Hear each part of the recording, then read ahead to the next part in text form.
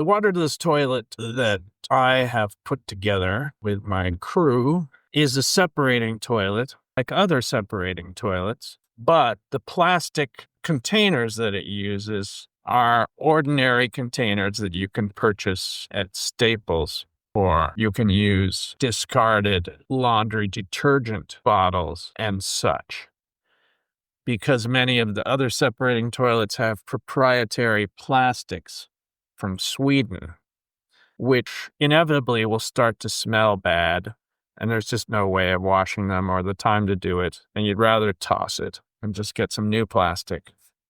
Despite your efforts to protect that from happening by having a jug within a jug or within a trash can with a trash bag, there's all that stuff that should be done and could be done and would be done, but nonetheless, you can get all new plastic whenever you want. And the other most important feature is that the fan, which constantly inhales the moisture and smell of the separated urine and poop, needs to be as quiet as possible. And I have found a fan that's incredibly quiet, yet powerful, and it uses very little electricity.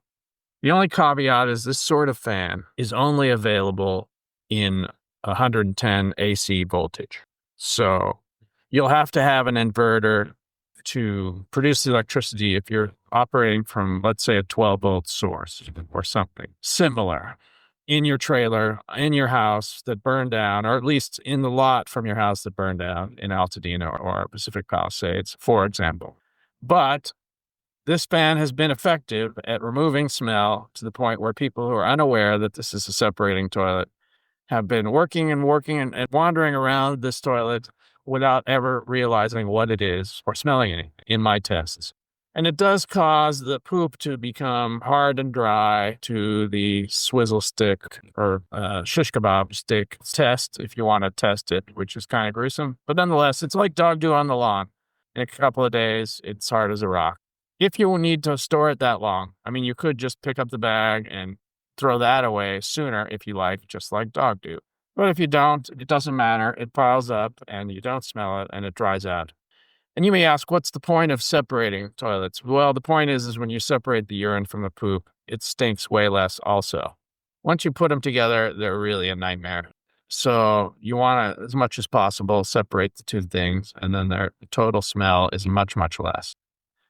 And then you do have to dump out the urine someplace periodically, but you would like to put it in something that has a cap that looks fairly ordinary so that when you walk around with it, it looks like a thing of laundry detergent.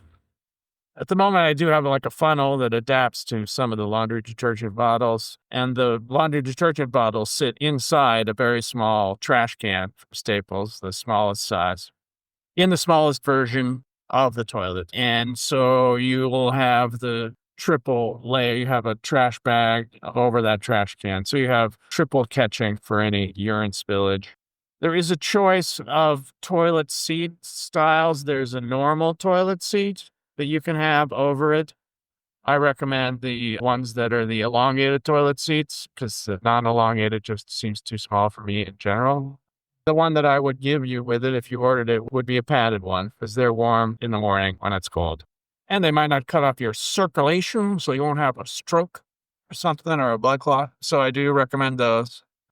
Then there's just a padded one with a hole that's made out of normal materials. That one makes it easier to put a flat cap on it when you're not using it and have an intake tube for the fan that can also be connected to the outside so that if electricity is lost, the entire system will still be connected only to the outside and sealed to the inside so that in case there's no electricity, you wouldn't smell anything. So that's an option, depending on your expectations about your availability of electricity and the necessity of having the poop and urine pile up for long periods. So this particular one is a flat pack. In other words, it can be shipped flat and assembled because it's made out of 1/4-inch birch plywood. And so it's easy to ship instead of a big old fiberglass thing. And it makes it cheaper too, because those Swedish ones cost a bundle.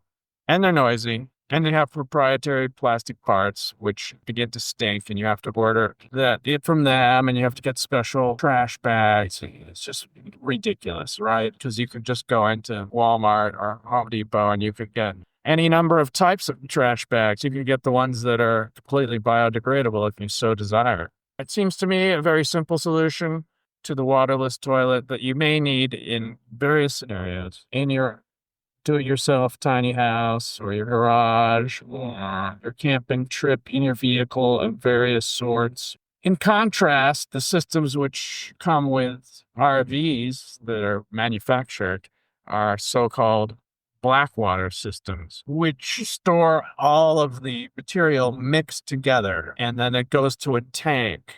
That tank is outside, and that tank can freeze in the winter and crack, which is really, really bad. And or just not work at all when it's frozen, which just sucks. And then it's very difficult to clean. And then when you dump it, you have this weird slinky hose, accordion type hose that you're supposed to connect to the dumping area of your RV place that you had to use to empty your black water tank, which is really gross. And therefore, all the poop and everything gets stuck on the little ribs of the accordion. So they try to wash it out with an additional hose attachment. So the effort to do all that and to try to keep it clean, which is impossible, to try to keep it stinking, which is impossible, and from freezing in the winter, which is impossible, you end up with an RV that smells like a public urinal. Yeah, the place you're supposed to enjoy your existence. So, I mean, if I had an official RV, I would never use the Blackwater system. And I know there's people that just don't use it and they'll just put a baggie over the toilet and poop in the bag and put it outside. It's God forbid that you ever get that whole system all dirty and stinky. So it seems to be that the separating toilet is the solution. And a lot of people build their own separating toilets, in some ways similar to the one that I'm making, but mine is made out of much lighter but stronger plywood, and it's made by robot cutting machines, so it's tight and strong and easy to store and doesn't take up much space. And you can pick it up and carry it with two handles, should you desire. And it's very quiet, which I don't think any of them are as quiet as this one. So there it is. I'm going to try to ramp up some production for some people in the recent fires.